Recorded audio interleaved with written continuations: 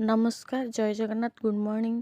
आपण मैंने केमती अच्छा आशा करुँच आपण मैंने भल थे मु तो बर्तमान एवं आउ ब्लॉग किसी दे पारुनी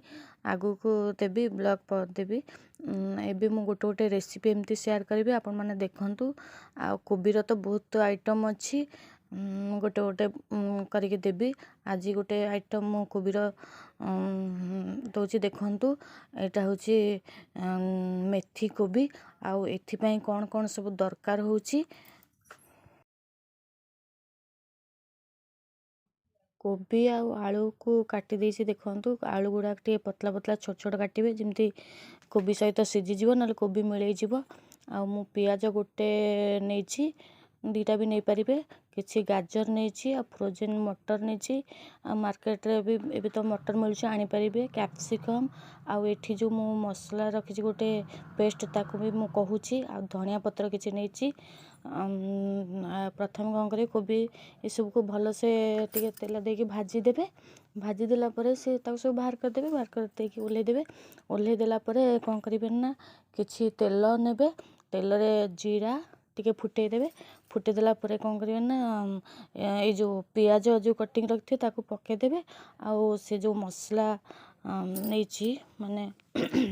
मसला जो नेछि ता देरे मु कोन कोन देछि सुनंतु भलो से सेथिरे मु नेछि कोन ना गोटे टमाटर नेछि अदा कंचा लंका मु नेछि 4टा नेछि आपण जते चाहले नै परिबे आ चीनी गोटे चामच टू टिके कम हेले चलिबो ता देरे आउ पकेछि काजू पोस्त अदा तो कहिछि आउ मेथी पत्र गोटे चिमुटा नै आसीबे बेसी आनिबे ने आनिबे ता देरे मिसेकी सब एका संगरे ग्राइंडिंग कर देबे। हाँ आ गोटे जिंस ता देरे किछि मसला गुंड पके देबे किछि भी गरम मसला हो किचन मसला जहाँ भी पके देकी ता देरे मु किंतु एथिरे देछि चिकन मसला टिके देछि आ ए सब देकी देखंतु बनेछि आ रसुण बिल्कुल देबेनी आ ए रेसिपीटा बनांतु देखंतु बहुत टेस्ट आर बेसी छुआ मन को पसंद मो झील को यही तरकारीटा ही बेसी भल लगे सी जो पियाज रसुण तो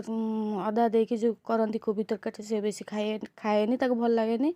आउ एमती कले ताको बहुत भल लगे आ रसुण बिल्कुल देबेनी ए तरकारी आ बने की थरे